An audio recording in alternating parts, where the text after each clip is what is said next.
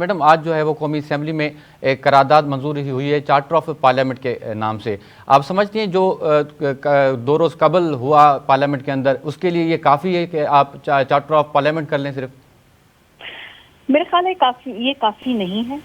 اس کی وجہ یہ ہے کیونکہ ہم نے دیکھا کہ جس طرح کی سیریسنس اس پورے معاملے کے اوپر دکھائی جانی چاہیے تھی وہ ہمیں نظر نہیں آئی. پی ایم ایل این اس معاملے کے اوپر ان کی رائے تقسیم تھی. اسپیکر صاحب کہہ رہے تھے کہ ان کے علم میں نہیں ہے. حکومت کے باقی وزیر کہہ رہے تھے کہ جو ہوا یہ ٹھیک ہوا. اسپیکر صاحب کہہ رہے تھے کہ یہ ٹھیک نہیں ہوا ہے اور اس کے علاوہ انہوں نے کچھ پارلیمنٹ کے عملے کو سسپینڈ کر دیا. باقی سینئر وزراء بیٹھ کر اس واقعے کی توجیحات دیتے رہے.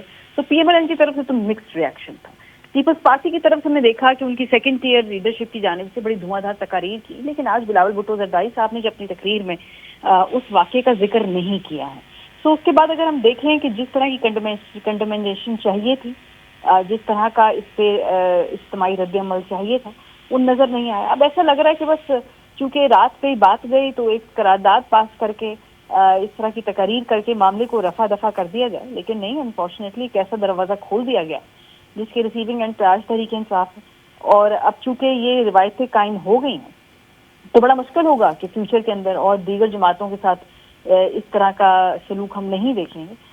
تو یہ تو مجھے خالی بات چیت زبانی لفاظی لگ رہی ہے, کوئی سیریسنس نہیں لگ رہی ہے. لیکن ٹھیک ہے, چلیں ٹوکنزم کے طور پہ اگر یہ کر دیا جائے تو حرج نہیں. اچھا میڈم, آج وفاقی وزیر عطا تارڑ صاحب کہہ رہے ہیں کہ پارلیمنٹ کے اندر سے گرفتاریاں نہیں ہوئیں.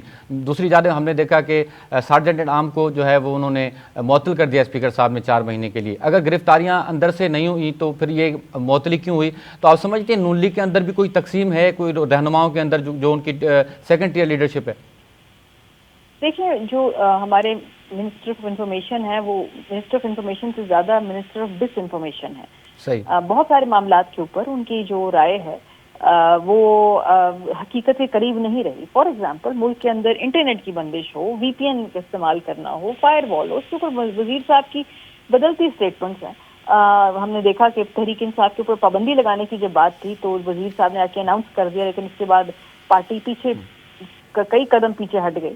تو ان کے کہنے سے اب اس بات کو ہم حتمی سمجھیں, پارٹی پالیسی سمجھیں, ان کی ذاتی رائے سمجھیں, کیا ان کے کہنے کی جو بات ہے اس میں پارٹی بھی ان کا ساتھ دے گی یا نہیں دے گی, ہمیں معلوم نہیں ہے. یہ بات بڑی واضح ہے کہ رات کے وقت پارلیمنٹ کی بتیاں بند کی گئیں, لوگ زبردستی اندر گھسے, پارلیمنٹ کے اندر سے پارلیمنٹرین کو گرفتار کیا گیا, بلا وجہ گرفتار کیا گیا. کوئی ان کے اوپر کیا نام ہے الزامات نہیں تھے. اگر سخت تقریر کی وجہ سے کیا گیا تو گنڈا پور صاحب تو کچھ عرصے کی ہم نے دیکھا کہ وہ غائب ضرور ہوئے, لیکن وہ تو آرام سے اپنے امور مملکت سر انجام دے رہے ہیں. اگر کوئی ایف آئی آر کرنی ہے اس فائری اسپیچ کی تو وہ تو گنڈا پور صاحب کے اوپر ہونی چاہیے, لیکن ان کے اوپر کوئی مقدمہ نہیں ہے. تو جو باقی لوگوں کے اوپر مقدمہ ہے اس کا نہ کوئی سر ہے نہ کوئی پیر ہے, اور حکومت تو بالکل ہیڈ لیس چکن کی طرح ہے. ان کو نہ ان سے کوئی پوچھتا ہے, نہ ان کو کوئی کچھ بتاتا ہے, نہ ان سے کوئی اجازت لیتا ہے, نہ ان سے کوئی مشورہ لیتا ہے, نہ ان کو پتا ہے کہ ہو کیا رہا ہے.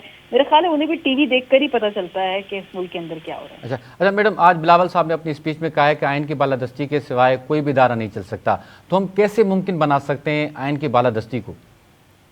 دیکھیں, یہ باتیں اسمبلی کے فلور پہ کھڑے ہو کے بلاول صاحب کرتے تو ہیں, لیکن اس کے اوپر جو ہم پریکٹیکلی عمل ہوتا ہوا دیکھتے نہیں ہیں.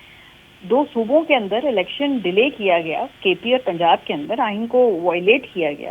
آج بلاول صاحب نے ان گرفتاریوں کا ذکر نہیں کیا ہے. آگے بڑھنے کی بات کرتے, لیکن جب تک پیچھے سے یہ کلوزر نہیں ہوگا آگے کیسے بڑھیں گے؟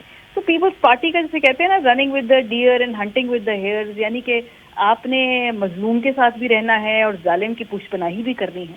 یہ کچھ ویسا ہی مثال ہے ان کی. وہ کسی ایک طرف کھڑے نہیں ہو رہے, وہ فینس پہ بیٹھے ہوئے ہیں. وہ مذمت کر بھی دیتے ہیں لیکن ایکٹیولی اپنے اتحادیوں کو روکتے نہیں ہیں, یا اتحادیوں سے سوال پوچھتے نہیں ہیں, یا ان سے بیٹھ کر بات کرتے نہیں ہیں کہ جی ادھر اس کو چینج آپ تک ہم نے لے کر جانا ہے. تو مجھے یہ تقریریں صرف ورڈ آف ماؤتھ لگتی ہیں, ان میں کوئی سبسٹنس نہیں ہے. خوبصورت الفاظ ہیں, خوبصورت سوچ ہے, خوبصورت ادائیگی ہے, لیکن کیا یہ تقریریں ہی ہیں؟ ان میں کوئی عملی اقدام ہوگا؟ عملی اقدام ہوتا ہوا تمہیں نظر نہیں آتا.